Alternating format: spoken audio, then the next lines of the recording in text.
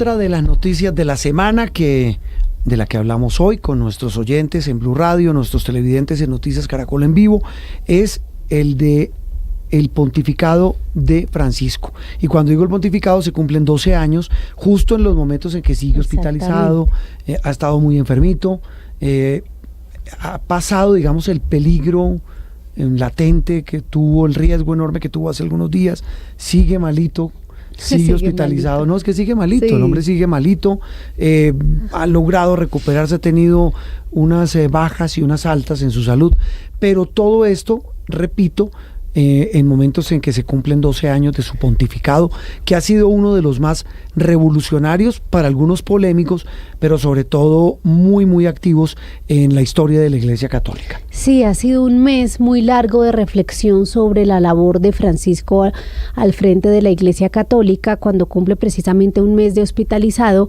Y Juan Roberto, ya veníamos aquí en Sala de Prensa reflexionando sobre cuál sería su legado si eventualmente él dejara esa cabeza que tiene de la Iglesia Católica, pero hay mucho también para reflexionar en estos 12 años de cómo ha cambiado la línea de la Iglesia Católica sobre temas fundamentales, porque si uno mira hacia atrás, Francisco sí ha sido reformista en muchas cosas que ha hecho. Ha planteado reformas cruciales, repito, muy polémicas, pero esto hay que hablarlo con un experto, sí, con alguien que conozca, que sepa, que lo entienda, que está allá, que está en el Vaticano, es un periodista colombiano amigo de esta casa, muchas veces lo hemos consultado. Don Néstor Pongutá, es un gusto saludarlo hoy domingo. Juan Roberto y Camila, qué gusto saludarlos aquí desde la Ciudad Eterna, y como ustedes dicen, ha sido un mes duro para Francisco, pero ahí va, como se dice, ahí va. Ahí va, malito, pero ahí va, ahí tiene toda la razón. Néstor, 12 años de pontificado de Francisco que se pueden dibujar como, decíamos nosotros y leyendo a los expertos, como usted, hablan de unas reformas radicales. ¿Es así de radical el pontificado de Francisco? Bueno, él lo dijo en alguna oportunidad, tratar de cambiar la curia romana es como tratar de limpiar una esfinge egipcia con un cepillo de dientes.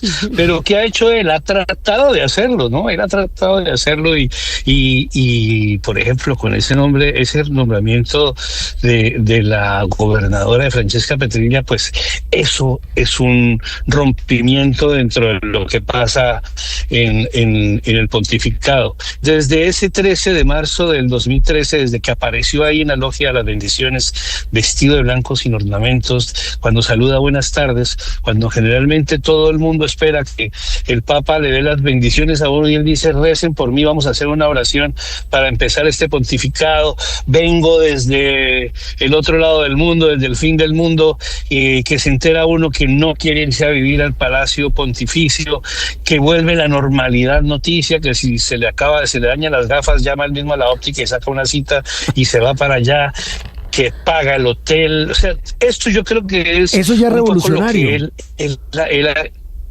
Eso es revolucionario totalmente, claro. Y eso es incómodo dentro de los mismos muros vaticanos, porque allá hay cardenales que viven en apartamentos de 700 y 800 metros con 8 monjas a su servicio, y él en cambio vivió en la habitación 201 de la residencia Santa Marta. También le voy a contar una anécdota. No sé si ustedes se acuerdan cuando en ese viaje de Estados Unidos que él mismo subía al avión con su maletín negro y se enredaba y se caía a la escalera y se levantaba y seguía caminando. Entonces, claro, cuando él vuelve, todo su equipo lo que dice es: enviemos ya esto a la sastrería Gamarelli que le arreglen el ruedo del alba blanca, porque cómo hace el Papa. Exacto. Esto es en una tela muy fina, en un lino especial. Cuando devuelven, a los 2 días, lógicamente ya, y lo envían con una notica que dice: por favor, dígale a la persona que le arregle los zapatos al Santo Padre que tenga más cuidado porque está lleno de betún en la parte de abajo. Entonces le comenta a su secretario y dice: pues me toca poner cuidado a mí, ¿cómo le ocurre a usted que va a tener una persona que me arregle los zapatos? ¿Por qué le es jesuita, Juan Roberto? Y entonces él se levantaba a las 4:30 de la mañana y tendía la cama, y él decía: ya me siento trabajando después de tender la cama. Ave María. Ese es Francisco, qué buena semblanza. Ese es, pero usted nos está aquí describiendo, Néstor, muchas cosas de forma, de su manera de ser, pero hablemos del fondo. Pero que tienen un gran fondo. Sí, y no, pero voy para otra cosa. Es decir, hay mucha grandeza en la humildad y la nobleza de Francisco, pero yo lo que le quiero preguntar es, en el fondo, en cuanto a las reformas de la Iglesia, ¿cuál ha sido la más grande que ha impulsado Francisco y que usted dice la Iglesia es diferente en esto 12 años después gracias al Papa Francisco? Sí, lo que decía, el papel que le está dando a la mujer, el abrir la iglesia a las personas que antes no tenían una llegada ya, los divorciados, así se casaran otra vez, no podían volver a comulgar.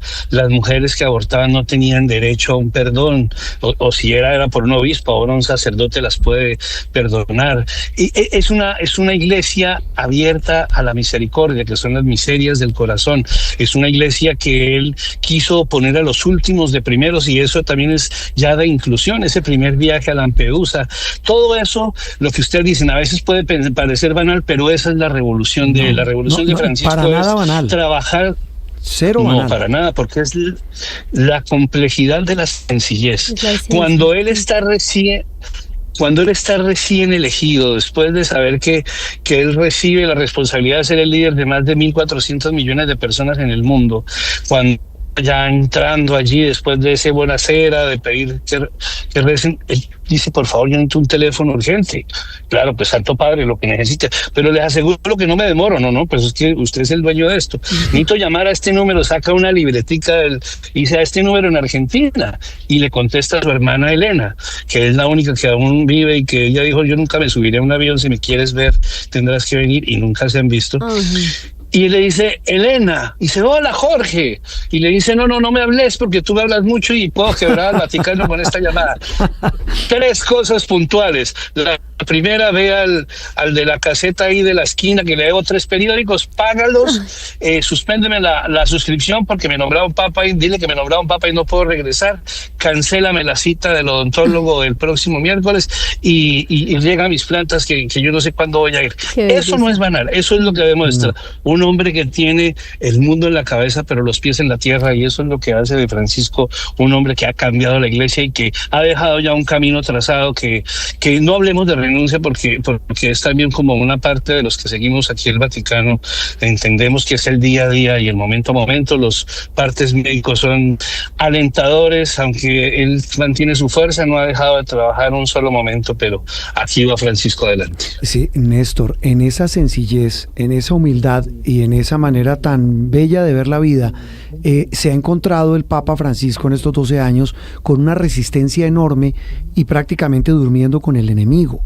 porque como usted dice, así como él tiene ese espíritu con esa nobleza para encontrar en lo sencillo la grandeza, el tema es que en la Iglesia Católica se mueven unos poderes y unos intereses económicos, políticos, diplomáticos muy grandes, y sobre todo también con unos prejuicios enormes, las minorías sexuales, los migrantes, el tema de la pedofilia. Él se ha metido con unos cacaos muy grandes en la Iglesia.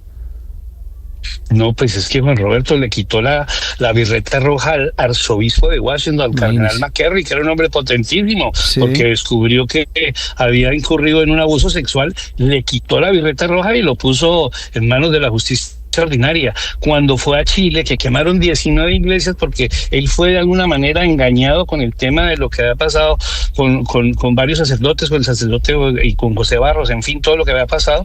Cuando él supo de ese engaño, pidió la renuncia a toda la conferencia episcopal chilena, porque él no iba a permitir. Creó la Comisión de la Defensa del Menor, donde está allí el arzobispo colombiano Ari Herrera, que él era el obispo auxiliar de Bogotá, y eso es importante, le queda ese papel a Colombia. Lo que hizo de recibir homosexuales. No sé si ustedes se acuerdan esa imagen de él abrazando a un hombre con muchos granos en la cara, lo encontró en la plaza.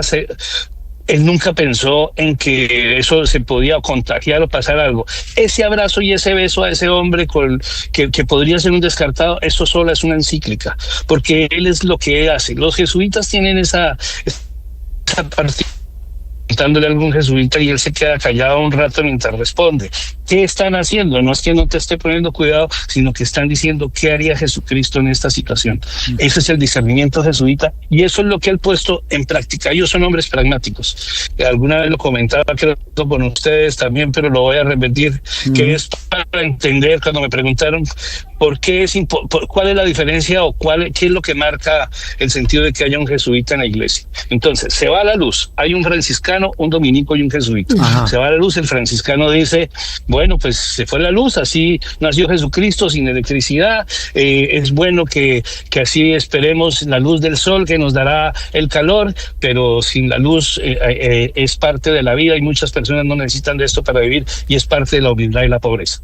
Se va la luz y el dominico dice, dentro de la oscuridad está la sabiduría, en las épocas más oscuras es cuando podemos llegar a esas épocas de iluminación, mientras más oscura la noche más brillan las estrellas, y se va la luz y el jesuita compra un bombillo y lo cambia. Claro. Eso es más prácticamente el pragmatismo ese es el pragmatismo. Ese pragmatismo está claro. Eso es clave.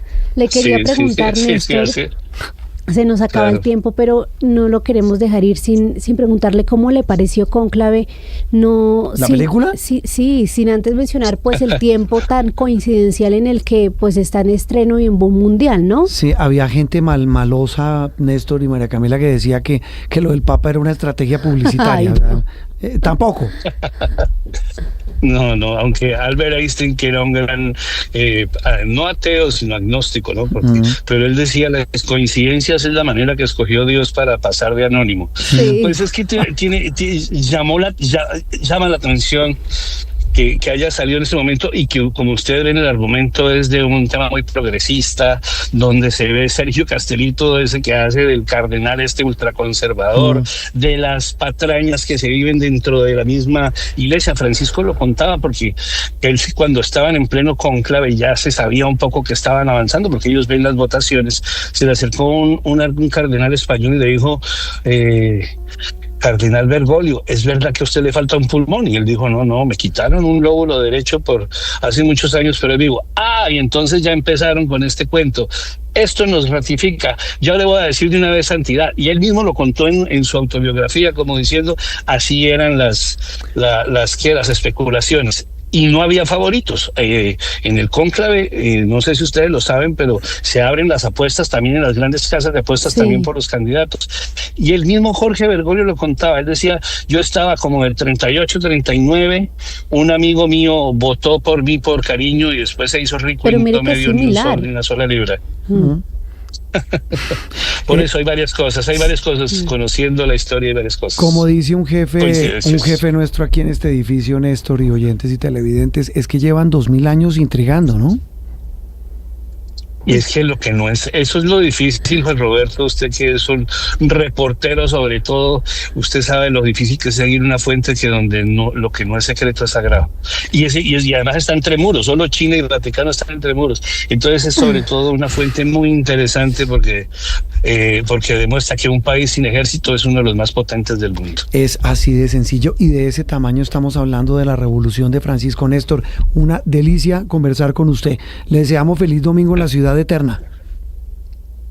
Gracias a ustedes también por esta llamada, a toda la audiencia, a toda la televisión, a todos los amigos, y de verdad seguimos aquí atentos a Francisco, que yo creo que está saliendo adelante. Néstor Pongutá, tal vez el colombiano que más sabe y más conoce el Vaticano, aquí en Sala de Prensa Blue.